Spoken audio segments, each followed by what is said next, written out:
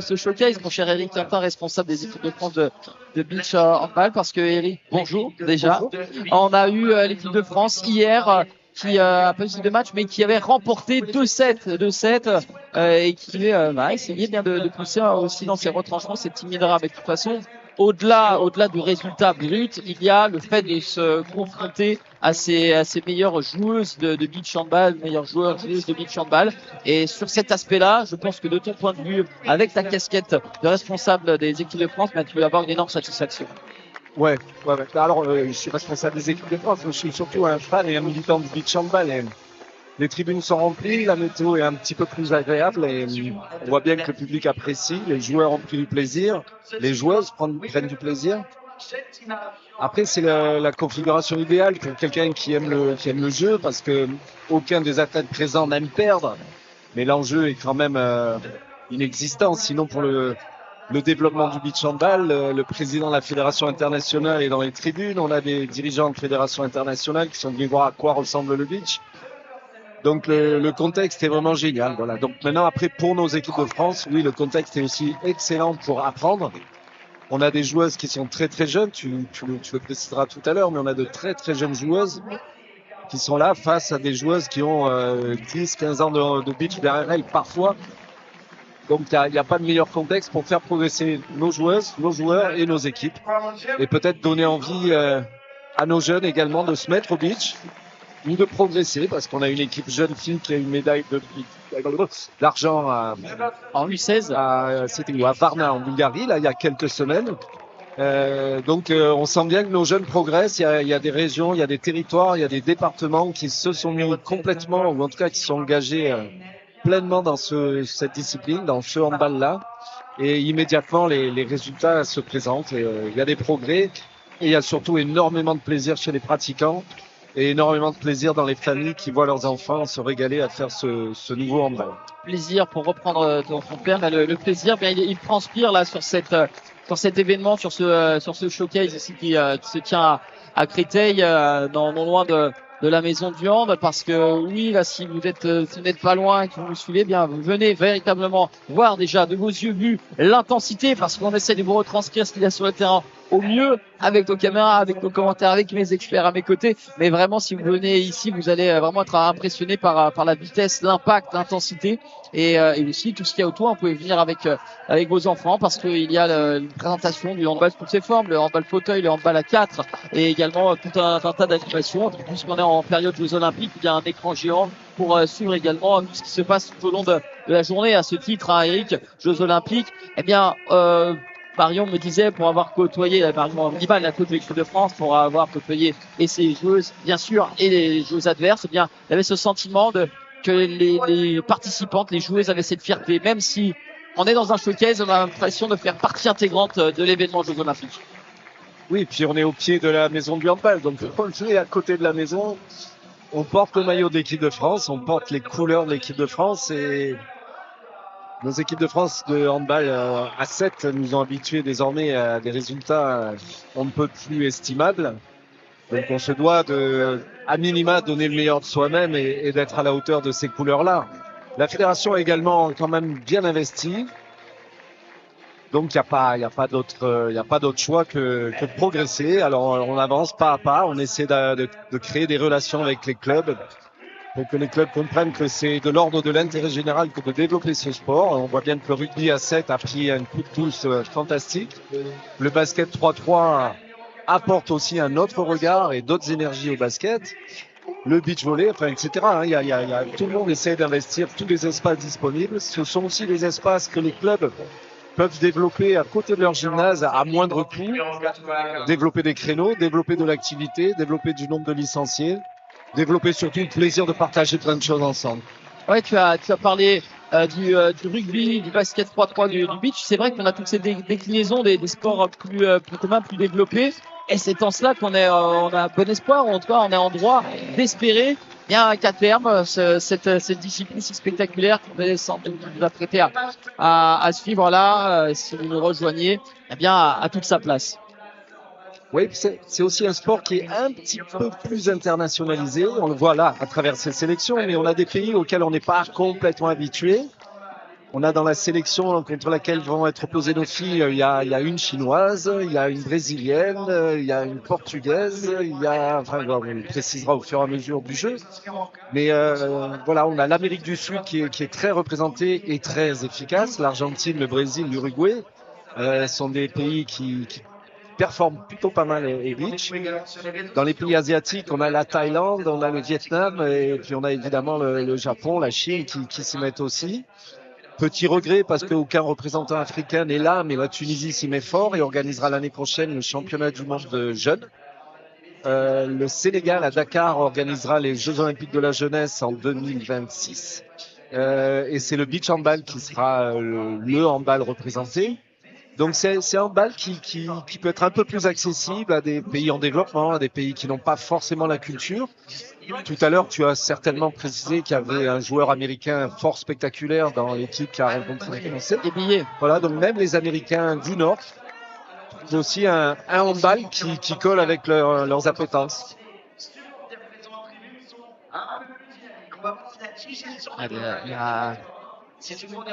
Les derniers mots, les préparations, on va Marion avec ses joueuses. Voilà, on a ici Marion en discussion avec Lali Brouillet, qui est la plus ancienne du groupe. Et lorsqu'on dit plus ancienne, hein, elle n'est pas très ancienne parce que oui, tu voulais de la précision. Bah, on a des joueuses, deux joueuses de 2007. Voilà, c'est pour dire à quel point c'est une équipe en devenir, une équipe qui, au contact des plus anciennes, vont progresser face à des adversaires de cette qualité, vont progresser. En tout cas, on voit toutes ces images avec des checks, des sourires. Voilà, c'est vraiment l'illustration du beach handball et son état d'esprit.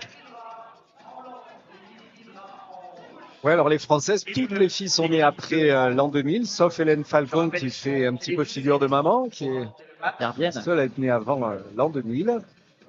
Et sur l'équipe adverse, on a des filles qui sont habituées à faire des champions du monde. On a une joueuse allemande qui sera vraisemblablement en attaque cette fois-ci. Une grande joueuse qui peut jouer aussi en défense, qui a des grands segments, mais qui est très extraordinairement spectaculaire. Parce que oui, c'est vrai que lorsqu'on découvre une compétition comme ça, on a envie de savoir qui sont les équipes au sommet. Bien chez les filles, les champions du monde sont allemandes. Allez, l'entre-deux pour le premier ballon avec la brésilienne Renata da Silva qui a eu le bénéfice face à Thaïs Vigourou.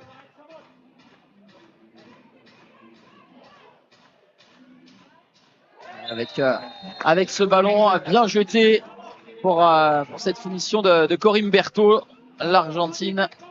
Corinne Berthaud. Laurine Perrault qui va bien s'engager avec beaucoup de détermination avec ce 3-6 primé. Alors, on va pas être redondant, on va simplement être didactique, mon cher Eric, pour les personnes qui viennent picorer sur Handball TV. Eh bien voilà, 2 points pour les 360 et les coups et puis surtout voilà cette rapidité. La relance d'Hélène Falcon pour Thaïs Vigourou à l'équipe de France mène 4-2. Voilà les subtilités. C'est que lorsqu'on attaque, on fait sortir le gardien, on est systématiquement en situation de supériorité numérique. Et bien, on a ces fameuses similitudes, ces passerelles, pour reprendre ta chère expression, entre l'indoor et le beach. Les passerelles, des enrichissements, les façons de développer les joueuses, les joueurs. Et là, voilà, encore une fois, un caviar offert par cette joueuse brésilienne, qui a un toucher de balle extraordinaire. Mais les Françaises répondent magnifiquement sur ces premiers ballons. Ouais, on a le sentiment un petit peu qu'on a comme le match des garçons précédemment, où après 6 minutes de jeu, on avait de mémoire un score de 22-20 qui est quasiment un score de 27. Là, ça va d'un but à l'autre, même si là, il y aura un pas de trop pour Laurine Perrault et ça repart de l'autre côté avec ici Katmer. Le ballon a été touché par Hélène Falcon, insuffisant pour empêcher que Corinne Berthaud le marque. Ouais, c'est pas évident la règle du marché. Alors elle concerne toujours un nombre d'appuis limité à 3 pas. Mais comme il y a ce double appui qui vient très régulièrement, soit sur l'appui de départ, soit sur l'appui d'arrivée, mais parfois même dans les 1 contre 1, c'est pas toujours évident pour les habitués du handball à 7. En tout cas, on voit que ça va très très vite d'un côté à l'autre. Les attaques durent très peu de temps. Alors les mi-temps, c'est 10 minutes, certes, mais c'est très intense. Il y a une répétition très forte du nombre d'actions dans dans ces sets et non pas dans des mi-temps. Donc c'est très intéressant. Beaucoup d'intensité et l'enjeu, c'est de maintenir un niveau d'exigence et d'efficacité, de concentration tout en étant libéré pendant 10 minutes, voire 2 fois 10 minutes, et voire même un peu plus si jamais il y a le shootout. Il faut être précis, exigeant pendant 10 minutes. Voilà, c'est très intéressant, je trouve, au niveau du travail mental, au niveau du travail technique et athlétique. Ouais, c'est vrai que le format étant plus ramassé, il faut être d'autant plus juste et lucide, parce qu'après cet échec de Nina Hubert, la relance derrière, oui, et la faute de Lali Brouillet sur Izzy Kapner, l'Allemand, ce sera un penalty. On parlait tout à l'heure bien d'une représentante asiatique, c'est elle qui va se présenter devant Hélène Falcon, Juan Tu, la chinoise qui depuis le début de ce showcase se charge de ces penalties avec un relatif succès. Ce sera le cas encore ici pour redonner un petit match à la Team Hydra 12-8. C'est jamais facile pour nos équipes parce qu'on est encore un tout petit peu timide, encore un petit peu sur l'idée que ce niveau-là est peut-être pas encore celui auquel on est complètement légitime, parce qu'on a très peu de championnats du monde à notre actif. On en a un seul en filles et en jeunes, garçons et jeunes filles. Et ça fait très peu par rapport aux adversaires qui nous sont proposés. Mais voilà, l'enjeu, c'est de maintenir un niveau qui nous permette de faire monter notre niveau bas et de rester au contact, voilà, le plus longtemps possible, jusqu'au bout si possible. On parlait en préambule, Eric, des progrès qui ont été accomplis pour amener cette équipe de France. Elle n'est pas encore au niveau des tout meilleurs, mais pas autant à des années-lumière que lorsqu'on a commencé à vulgariser ce sport dans notre pays en 2016. Concrètement, quelles seraient les prochaines étapes pour continuer dans cette veine? Le prochain développement, il est celui des clubs, c'est-à-dire il y a Hélène. Bien joué, Hélène Falcon dans le but vide. Gardien, ça fait 2 points. Ça fait 2 points aussi. Ouais, la prochaine étape, c'est un développement, on va dire, plus en proximité au niveau des clubs. Alors, les comités se sont emparés de nos intercoms et prennent un immense plaisir à développer ça avec leurs jeunes joueuses et leurs jeunes joueurs. Les ligues également, avec notre Coupe de France des territoires. Mais l'étape d'après, dans notre plan, en tout cas, c'est un développement au niveau des clubs, au niveau d'équipes spécifiques, qui parfois sont des équipes qui regroupent des joueuses et des joueurs de plusieurs clubs. Cette année, à la dernière Assemblée Générale de la Fédération, a été votée la licence beach handball. Donc, on maîtrise pas encore tous les effets, mais on sait que ça va être un effet structurant. En tout cas, c'est l'espoir. Mais voilà, la prochaine étape, c'est le développement au niveau des clubs, être présent sur les compétitions européennes de clubs. Lacano a organisé 2 tournois fantastiques, dont les finales européennes il y a quelques semaines. Voilà, la prochaine étape, elle est là. Pour l'instant, les jeunes commencent à arriver au meilleur niveau avec plus de culture. Si on arrive à développer ça en club, la culture sera encore plus solide. Et on sait que le plus haut niveau, ça joue pas beaucoup, mais ce pas beaucoup nécessite énormément de travail. C'est les clubs qui vont nous l'amener. Ouais, pour l'instant, l'équipe de France qui tient la dragée haute avec l'égalisation de Maurice Perrault, c'est Saïs Vigouroux avec dommage Mathilde Amelot qui n'a pas toujours l'habitude de se retrouver dans ses positions offensives. C'est un passage en force. C'est dommage. Tu faisais référence, Eric, au tournoi de Lacano European Beach Tour qui s'est déroulé là, il y a quelques semaines maintenant au mois de juin, et on a vu une finale avec des Espagnols et Portugais qui sont bien ancrés dans la discipline, et pour cause. Déjà, ça fait plus longtemps que la discipline est arrivée dans leur pays, et aussi ils ont leur propre championnat. Oui, et puis il y a des joueurs brésiliens qui viennent également dans ces équipes, il y a des joueuses américaines, il y a un vrai attrait international et sur des compétitions de qualité. Alors simplement tout à l'heure, la petite action avec Mathilde, elle est intéressante parce qu'elle montre aussi que l'aspect défensif en infériorité numérique oblige évidemment à avoir des options particulières qui sont aussi marquées par la position de la spécialiste qui a la balle là dans les mains. Parce que la spécialiste pouvant tirer comme elle veut, elle imprime quand même un effet sur les orientations défensives. Mais il y a aussi cet aspect de jouer sur le ballon, mais surtout sur les lignes de passe, perturber les transmissions. Et sur le plan défensif, il y a aussi cet aspect qui est une arme quasiment offensive, d'aller chercher les passages en force. Et le beach handball permet aussi d'aller plus vite que l'attaquant parfois dans l'espace défensif pour obtenir des passages en force. Et je parle encore, évidemment, tu l'as deviné, de ces passerelles qu'on peut retrouver dans le handball à 7. Ça peut être pas mal, ça. Ouais, Nina, dommage. Nina pour Thaïs Vigo. Thaïs, le poteau qui va renvoyer. Et derrière, la bonne défense, le bon retour de la Librouille, le ballon récupéré. Allez, on va recoller un peu. Thaïs était au tir et elle était déjà au repli défensif pour récupérer la balle. Donc bravo Thaïs. Et ce qui nous permet bien de rajouter un petit terme dans la discipline runneuse, celle qui effectue les attaques et les défenses, parce que vous l'aurez constaté, on ne nous l'a pas appuyé, mais chaque joueuse qui attaque sort vite pour laisser place à la joueuse de défense. Là, on a vraiment le spectacle qui est au rendez-vous avec l'équipe de France qui, même lorsqu'il a eu un petit temps faible, a réussi à sortir de la vague pour maintenant être devant à 2 minutes du terme de ce premier set, avec Thaïs Vigo encore qui est décalé. Malheureusement, le tir ne sera pas cadré. Le travail d'Hélène, hein, encore une fois, je sais que tu apprécies beaucoup le travail des gardiens et des gardiennes, mais c'est le boulot d'Hélène aussi qui a ramené l'équipe devant. Très juste.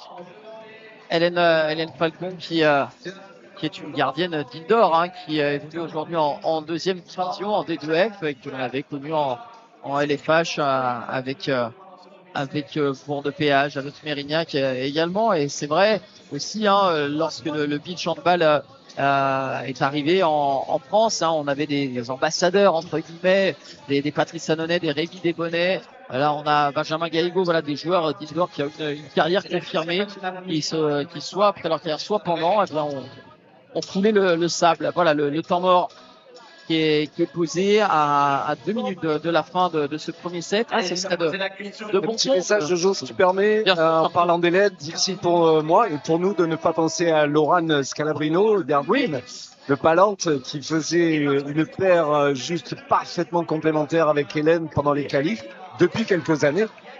Mais Laurent est aussi une de ces joueuses qui stabilise cette équipe très jeune, en amenant une forme de sagesse, de sérénité et d'efficacité.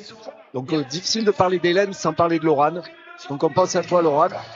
Ouais, tu fais bien d'en parler, de faire ce clin d'œil, parce que aussi c'est la configuration de ce showcase. On a 8 joueurs, joueuses contre 10 voire 12 habituellement.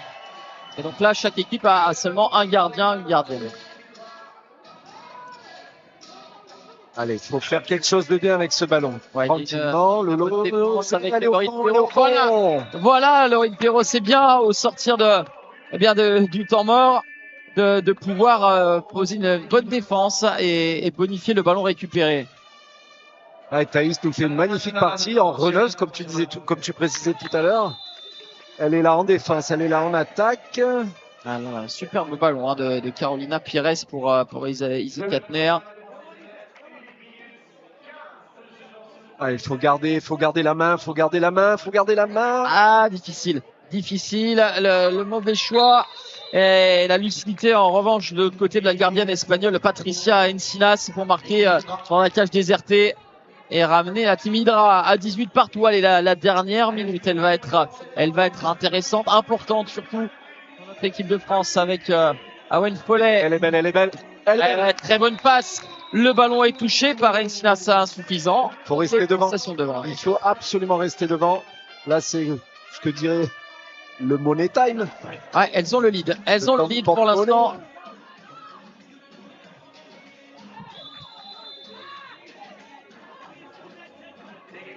Voilà, là, le ballon pèse lourd. Parce qu'on est à 20 secondes de la fin. Il y aura une possession à nouveau pour nos amis étrangères. Il faut absolument que le ballon se retrouve. Oui, ça va. Elle fait un set monstrueux, hein, Thaïs Vigo. Elle a aucun déchet, ou en tout cas peu. Et oui, je te vois à côté. C'est ce que signifie Marion. Et puis, très justement, elle pose un temps mort. On a 2 points d'avance. Il reste 6 secondes à jouer avec la possession à suivre. Ça fait partie des moments où on gagne en maturité pour pouvoir performer par la suite. Et je sais que tu vas préciser un élément tactique. Un point, c'est-à-dire? Eh bien voilà, bon, c'est vrai qu'on a eu coutume de voir depuis le début de ce set des 360 et des coups qui rapportaient 2 points. Là, les Françaises ont la possession, elles peuvent se permettre de marquer seulement un but non primé, un but à 1 point, c'est-à-dire un tir traditionnel pour mener 23-20 à ce moment-là. La Team Hydra ne pourrait revenir. J'ai bien résumé, Eric? Parfaitement. Logiquement, 6 secondes. La première option est de garder le ballon malgré tout. ne pas le rendre. Donc même le tir à un point, à la limite, on pourrait s'en passer. Après, dans ce contexte, on se donne un poil plus de liberté. L'enjeu de la gagne est un petit peu moins prégnant. Mais dans un set réel, quand on a le ballon à 10 secondes de la fin et qu'on imagine qu'il y aura encore un ballon pour l'adversaire, on peut se contenter d'un tir à un point parce que ça représenterait 3 points d'écart. Donc deux possessions. Ouais, là, on va voir la part de l'équipe adverse. Ces défenses qui ont l'habitude de qualifier les défenses tout terrain pour aller presser au maximum avec Thaïs. Voilà, c'est chose faite au buzzer, 23-20. L'équipe de France remporte ce premier set. Et bien, comme les deux matchs d'hier, elles avaient remporté le premier set. Gageons qu'elles parviennent à garder ce même degré d'exigence, d'intensité et de précision. 1-7-0 pour l'équipe de France, une petite respiration et on revient dans quelques minutes. À tout de suite.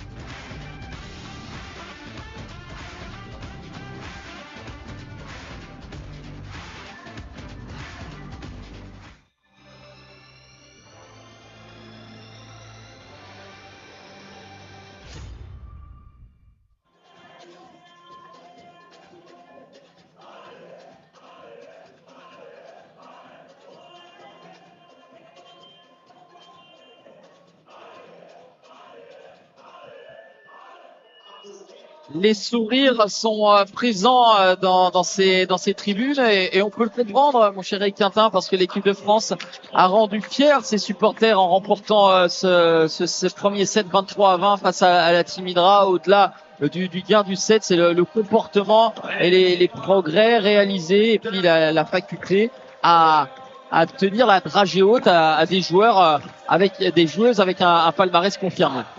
Ouais, et puis avec le retour du soleil un petit peu comme ça. Aussi, ça joue, bien entendu. Les tribunes ont pris quelques degrés. On voit notre père international d'arbitre en train de faire monter l'ambiance, de participer au show. Après, alors pour être un petit peu plus sérieux, voire utile, on est dans une séquence où se situent beaucoup de choses du beach. Encore une fois, très utile au développement des ressources mentales de tous les athlètes qui feraient du sport, et notamment du handball. On passe d'une mi-temps qui a été plutôt réussie et gagnée par une équipe de France contre un adversaire réputé meilleur. Qu'est-ce qui peut se passer? C'est une petite descente d'un niveau en termes d'exigence. Et en contrepartie, ça pourrait être aussi l'orgueil des championnes qui a été piqué chez cette équipe internationale. Donc il peut se jouer des bascules de rapports de force mentaux, qui est une clé essentielle du sport de haut niveau. On l'a vu hier avec les garçons contre le Danemark. Quand on perd le fil, c'est extrêmement difficile de le reprendre. Et le beach handball, c'est un endroit particulièrement privilégié pour apprendre à garder son niveau d'exigence dans un contexte tout à fait aimable, sympa, joyeux, mixte. Voilà. Mais comment je fais, une fois que j'ai réussi quelque chose, à maintenir mon niveau d'exigence et à pas tomber dans l'insuffisance? Venez au beach, travailler ce type de ressources mentales. Oui, parce que ça, c'est ce que tu dépeins, c'est quelque chose qui est quand même assez commun dans tous les sports, mais qui est peut-être moins fréquent. Et alors que là, par la force des choses, systématiquement, on est confronté à ce switch dont tu fais état. Ouais, c'est plein poitrail pour Hélène Falcon, ce tir de Cristina Morgado, la portugaise. Oui, et puis de la même manière, je pense que la quasi-totalité des coachs ont l'habitude à la mi-temps de rappeler à leurs joueuses et à leurs joueurs que le début de deuxième mi-temps, c'est un moment clé. Mais bon, il ne suffit pas de le dire, il faut être à la hauteur de l'enjeu. Et au beach, ça se répète plusieurs fois dans la journée. Donc, il y a de quoi bosser, il y a de quoi répéter, la fameuse répétition chère à tous les entraîneurs. Ah, bah, voilà. Les joueuses qui sont à la hauteur, là, les Françaises avec Hélène Falcon, une première parade, le ballon qui revient dans les mains d'Izzy Katner. Ouais, et ça, c'est quelque chose, je vais vraiment te solliciter pour vraiment débanaliser la performance, en tout cas ce geste technique du 360, là encore magnifiquement réalisé par Nina Clotubert, parce que on voit tellement ces athlètes réaliser ces gestes dits basiques du beach handball à la perfection qu'on pense que c'est simple. Alors mais il faut quand même s'imaginer à 360 juste pour vous cet été. Imaginez, vous faites un 360 sur la plage, déjà vous allez avoir la tête qui tourne. Imaginez que vous avez un défenseur en face de vous, vous avez une gardienne, et bien elles arrivent à dissuader tous ces paramètres pour pouvoir réussir à marquer. Oui, puis une impulsion dans un sol meuble dans le sable, conserver son gainage pour essayer de conserver de la verticalité. Travailler les prises d'informations, parfois inconscientes, en sortie de 3-6.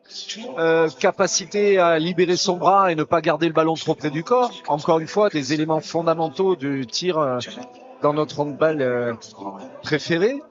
Voilà, donc oui, le 3-6, ça fait parfois un peu, ça surprend les non-habitués. Mais c'est de la contrainte ajoutée pour du développement moteur, du développement perceptivo-décisionnel ajouté. Donc c'est très intéressant de voir qu'en sortie de 3-6, il faut lire. Le tir tout à l'heure de Nina était très intéressant parce qu'en sortie de 3-6, elle a complètement changé son rythme. Voilà, donc on est aussi sur des données de rapport tactique entre un gardien et un tireur où je vais vite mais je vais lentement pour que le gardien ne soit pas en lecture du rythme du tireur.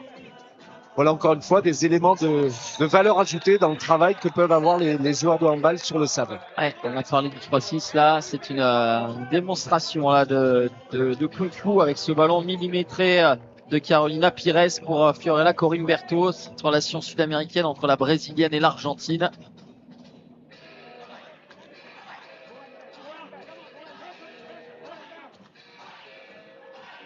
On va retrouver encore une fois Carolina Pires, la défense est illicite et va générer un penalty pour cette équipe All-Star. Et une exclusion, je ne sais pas si tu en as parlé, Jocelyn, déjà. On n'a pas eu trop l'occasion. Voilà, l'ambiance est très fermée. Et là, le geste d'attraper son avant-bras et de montrer, ça correspond à une exclusion pour une possession de balle. Donc après ce penalty, la 4e joueuse pourra à nouveau rentrer sur le terrain. Par contre, on a le droit qu'à une seule exclusion. À la 2e, on est exclu définitivement du jeu. De carton rouge. Thaïs Vigouroux, elle commence à prendre le pas sur les attaquantes françaises. Patricia Encinas, la gardienne espagnole qui a parfaitement anticipé sur son premier photo.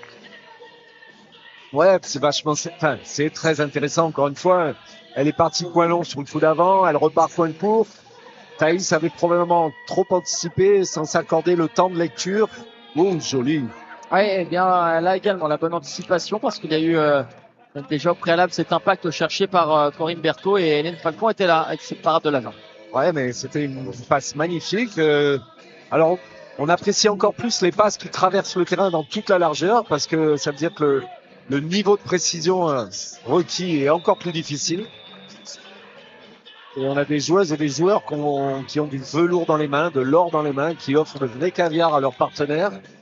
Et là, c'était le cas et c'est heureusement un exploit d'Hélène qui a empêché que le ballon aille au fond.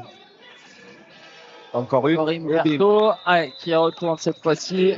Toujours le point long et l'équipe Hydra qui creuse un petit peu l'écart. Il faut reconnaître que les joueuses et les joueurs brésiliens ont quelque chose, notamment ce type de joueur. On a vu Bruno tout à l'heure avec l'équipe internationale garçon. Voilà la jeune joueuse Piqué. Leur passe, ça va tout doucement, mais c'est parfaitement au bon endroit, au bon moment, le bon dosage. Ça a l'air de rien, mais c'est d'une simplicité si forte qu'elle en devient extrêmement difficile. Allez, on a dépassé la moitié de ce premier set. Là, il va falloir être très juste pour espérer recoller, mais en face, on a cette équipe Hydra qui, comme tu l'as dit, a été peut-être touchée, piquée par la perte du premier set et qui est revenue avec vraiment de toutes autres intentions. Thaïs Vigouroux, le service pour Laurine Perrault. Ah, c'est le poteau. Ouais, puis avec là Alexandre qui se précipite vers le ballon. Alors Alexandre, c'est l'entraîneur allemand qui a un titre de champion du monde. C'est lui qui est un petit peu le maître d'œuvre du handball, du beach handball en Allemagne, qui a créé des relations fortes avec les clubs pour leur expliquer ce qu'est le beach, pour leur dire à quel point ça travaille, à quel point la préparation physique est un élément prépondérant, mais aussi pour mettre des contenus de préparation physique qui puissent être partagés avec les clubs de handball à 7. Voilà, donc un acteur essentiel du développement du beach en Allemagne, mais aussi dans le monde. Et il est accompagné par Tamas, maître d'œuvre du beach handball hongrois, celui-ci, qui depuis 25 ans, l'air de rien, a fait monter le handball hongrois, le beach handball hongrois au plus haut niveau. Bien, tu parlais du beach handball allemand. C'est vrai que tout à l'heure, je faisais référence à l'ancienneté, les Croates notamment qui s'y sont mis depuis le début. Ce n'est pas le cas pour les Allemandes qui sont championnes du monde, bien qu'elles se sont mis à discuter plus tard. En revanche, comme tu l'expliquais très bien, il y a vraiment cette interdépendance entre les clubs et d'ailleurs les Allemandes dans l'équipe championne du monde et dans les équipes qui performaient chez les filles. Il y avait dans les rangs beaucoup de joueuses de D1 et de D2 de Bundesliga. Ouais, et puis des joueurs des équipes de D1 qui font la Coupe d'Europe. Enfin, voilà, il y a un vrai travail de collaboration, mais il faut certainement aussi admettre que Alexandre a fait un gros travail pour expliquer ce qu'est le beach. Qu'est-ce que sont toutes ces passerelles? Alors, on est bien conscient au niveau des fédérations internationales que c'est une étape obligatoire pour que les clubs comprennent qu'on est dans l'ordre de l'intérêt général, c'est-à-dire occuper des espaces que le handball à 7 n'occupe pas, en concurrence avec tous les autres sports, mais également le développement de la joueuse, le développement du joueur, ce qui devrait être dans l'ADN de tout coach qui se respecte, parce qu'on fait ce boulot-là pour transmettre, on est d'abord des éducateurs, et ce qui devrait nous motiver le plus, c'est le développement, faire que nos enfants deviennent meilleurs que nous, et que bosser pour un monde meilleur, ça passe aussi par développer des joueuses avec plus de valeur technique, valeur mentale, valeur physique, valeur athlétique. Enfin voilà, je rêve à moitié éveillé. Non, parce que tu nous as fait une belle leçon de vie, c'est une belle philosophie de sport et de vie au sens large du terme, mon cher Eric. Bon, on va en coller 26 à 16. C'est plus compliqué pour l'équipe de France. Alors bon, à moins d'un improbable retour, la team Hydra va remporter ce deuxième set. Et bien, ça nous mène vers une nouvelle spécificité du beach handball. Qui dit un set partout. Il n'y a pas de match nul. Et on départagerait les deux équipes avec les shoot-out. Vous verrez, façon hockey sur glace. Eh bien, on va disputer une contre-attaque face à la gardienne adverse ou défenseur adverse, parce qu'il y a de multiples possibilités. On y reviendra tout à l'heure. Là, en attendant, eh bien les Françaises vont essayer en tout cas de réduire cet écart qui est quand même important, mais c'est dur. C'est dur. Il y a eu une grosse débauche d'énergie lors du premier set. Ouais, il s'est passé un petit peu. Alors, ce qui se passe assez régulièrement dans le beach, hein, et ce qu'on craignait tout à l'heure, c'est-à-dire une équipe de championne qui a réagi et une équipe de France qui est un petit peu plus approximative, une gardienne qui a fait plus d'arrêts. Mais voilà, c'est ce qui est génial dans le haut niveau. Je fais une petite référence à un ancien immense joueur que j'ai eu la chance d'avoir comme entraîneur, Mile Isakovic, qui disait un joueur de haut niveau, c'est à 100%. S'il est à 99%, il n'est plus rien du tout. Et c'est ce qui est difficile, et ce qui est intéressant évidemment également dans ce qu'on développe, dans ce qu'on est capable de mobiliser comme ressources mentales. Quand tout va bien, ok, c'est facile. Quand tout va mal, eh ben, comment on réagit? Nos Bleus, nos Françaises vont devoir, on va revenir à cet aspect mental auquel on faisait référence tout à l'heure. Devoir vraiment regagner en lucidité sur les shoot-out là qui se précisent de plus en plus. On a toujours 10 points de retard à peine plus d'une minute de la fin de ce deuxième set. Alors, pour compléter ton propos, Jocelyn, voilà, 10 buts, 10 points d'écart, pardon. C'est 5 possessions. C'est aussi une petite différence entre le beach et le handball à 7, c'est qu'on raisonne plus souvent en possession parce qu'il y a cette histoire de 2 points ou 1 point. Voilà, donc nos amis internationaux, cette équipe de Hydra peut se contenter maintenant de mettre des tirs à 1 point, même si c'est pas le lieu et l'enjeu, mais on raisonne, voilà, 10 points d'écart, c'est 5 possessions, un petit peu comme au basket. Oui, voilà. Et donc voilà, évidemment que ce set a été gagné, va être gagné par Hydra et qu'on aura droit à ce fameux troisième set et au fameux shootout qui mettent beaucoup de pression, beaucoup d'émotion. Et ceci plusieurs fois dans la journée, donc très formateur pour nos jeunes. Ouais, le double concours et le penalty où on va retrouver l'inévitable Jijouan Dou dans cet exercice, non pas de 7 mètres, de 6 mètres. Ça, c'est bien, c'est la distance, c'est 6 mètres. C'est le jet de 6 mètres. Penalty ou jet de 6 mètres avec Jijouan Dou face à Hélène Falcon. Ce sera pour entériner la victoire de ce set de la team Hydra. Reste une poignée de secondes. Pour le plaisir. La passe pour et le travail. Perrault.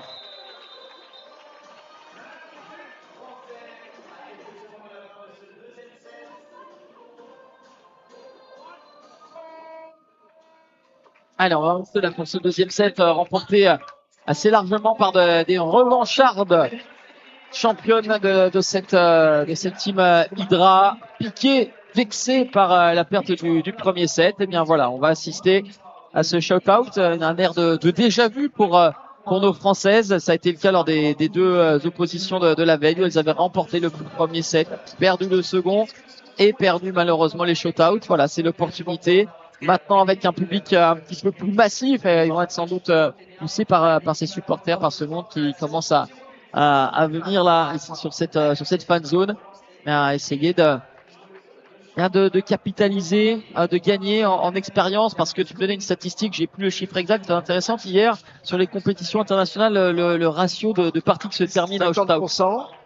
À partir du deuxième tour et des quarts de finale, on monte à 75% des matchs qui se jouent sur le shootout. Donc c'est une séquence de jeu qui doit être vraiment travaillée. On a fait l'effort depuis 2 ans de nous consacrer beaucoup à ce moment-là du match. Mais il faut reconnaître que nos adversaires ne dorment pas non plus. Mais il y a évidemment des contenus techniques, des contenus tactiques aussi, parce que c'est pas nécessairement un gardien de but qui va dans la cage pour stopper l'attaquant. Ça peut parfois être un défenseur qui donne beaucoup plus de profondeur. Donc on anticipe un peu sur des éléments tactiques. Et chaque élément tactique a pour effet des éléments techniques d'organisation au niveau des appuis, au niveau de la prise de balle, au niveau de la distance, au niveau du type de tir choisi. Est-ce que je prends de la vitesse? Est-ce que je garde du recul par rapport à... Voilà, donc là, non, on a Hélène dans la cage qui est une gardienne classique et qui va vraiment jouer dans sa cage. Face à Izzy Katmer, qui a pratiquement rien raté tout au long de la partie. Elle reste encore efficace sur ce premier shootout pour la Team Hydra. Alors, il y avait le parti pris pour les Françaises de mettre la gardienne pour défendre le premier shootout. Et là, Izzy Katmer, qui vient de marquer son shootout, va enfiler le chasuble pour dresser ses longs segments face à la Librouillet. Alors, cette jeune joueuse, la Katner, qui probablement risque de nous poser des problèmes pendant des années parce qu'elle est très jeune, elle a un énorme potentiel. Vous voyez qu'elle prend plus de profondeur et elle vient très près de la tireuse pour essayer de jouer le passage en force, bloquer l'espace. Voilà, donc il y a des aspects tactiques sur ce type de réponse défensive. Lali a un tout petit peu hésité à prendre de la vitesse, mais elle était coincée sur la touche. La balle n'était probablement pas assez centrale, en tout cas peut-être un petit peu trop extérieure. Donc du coup, Lali était enfermée sur l'extérieur. Et précision, Eric, lorsque là Izzy Katner sort de la zone, elle peut défendre sans faire comme un gardien, c'est-à-dire qu'elle n'a pas le droit de sortir le ballon. Elle ne peut le faire qu'à condition de re-rentrer dans sa zone. Voilà. Elle peut sortir et re-rentrer dans sa zone. Pas d'exploit difficile devant Carolina Pires, la brésilienne, qui vertit son deuxième shootout. Allez, un tir qui doit obligatoirement aller au fond, Laurine. Joueuse de Noisy, en deuxième div. Ouais, qu'on avait connu au centre de formation des Neptunes de Nantes, Laurine Perrault, qui a été plutôt à droite durant cette partie. Allez, on va la retrouver encore au duel. Alors il y a l'opportunité et l'option aussi, ne sera pas choisi pour l'instant. Ouais, elle a réussi à déborder pareil, non dit Izzy Katner. On précise, Eric, ça n'a pas entendu quelqu'un que Nina Flecoubert a la possibilité, si la défenseur vient très haut, de tirer directement. Voilà, tu parlais de la pluralité. Sauf qu'elle a un gabarit un tout petit peu dissuasif parce que je ne sais pas combien elle mesure. 1,90. 1,90 et des bras qui sont presque aussi grands. Voilà, donc il ne faut pas se tromper sur la trajectoire de tir. Allez, c'est Lali Brouillet. Elle va essayer de faire la même chose. Ouais, là, on sent une joueuse qui est restée un peu plus à distance. Et bien voilà, elle avait réussi à louper Lali Brouillet, mais le rebond lui a été défavorable. La Fiorella, Corinne Berthaud, l'Argentine, qui grimace. Et voilà un sursis pour cette équipe de France qui va pouvoir égaliser avec Taïf Pivot. Le sabre réserve des surprises, alors parfois bonnes, parfois mauvaises, mais parfois fortes. Allez, Thaïs Vigo. Encore une fois, ça a été contré. Et là, ça demande encore plus de subtilité, de désaxer, de tourner. En tout cas, il ne faut pas jouer au premier degré avec elle. Au premier degré, elle est en lecture, elle lit très bien où est la position de la main. Et si on va en face de là où on se déplace et en face de là où est le ballon, tout gardien vous le répétera, c'est la première chose que regardent les gardiens pour mobiliser leurs appuis, mais elle a en plus de grands segments et ça a été très compliqué. Voilà, Lali était à bonne distance maintenant. Est-ce que le ballon est rentré? Oui. Le ballon est rentré. On se réfère aux arbitres polonaises.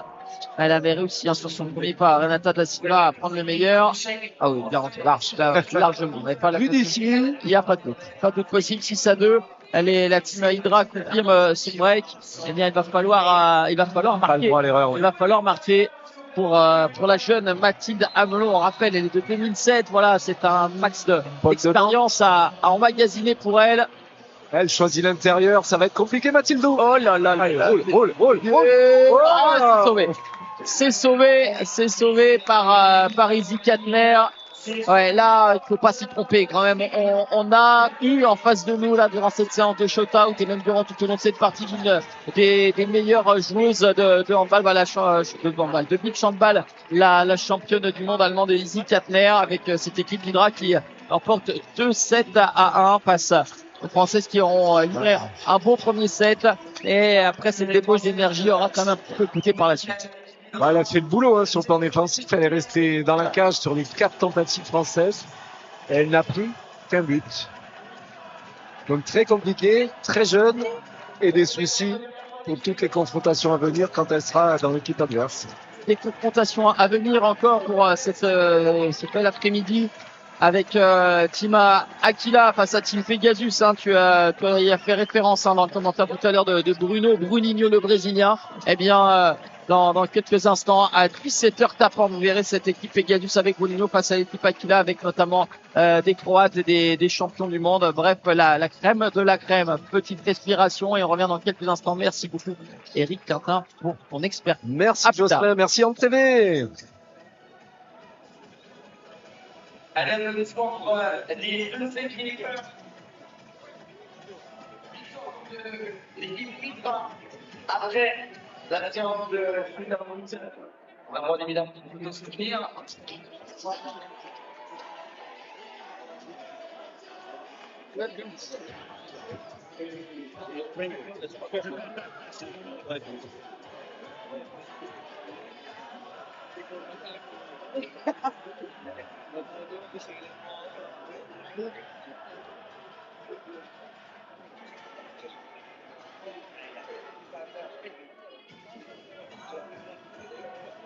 Allez, on premier le terrain.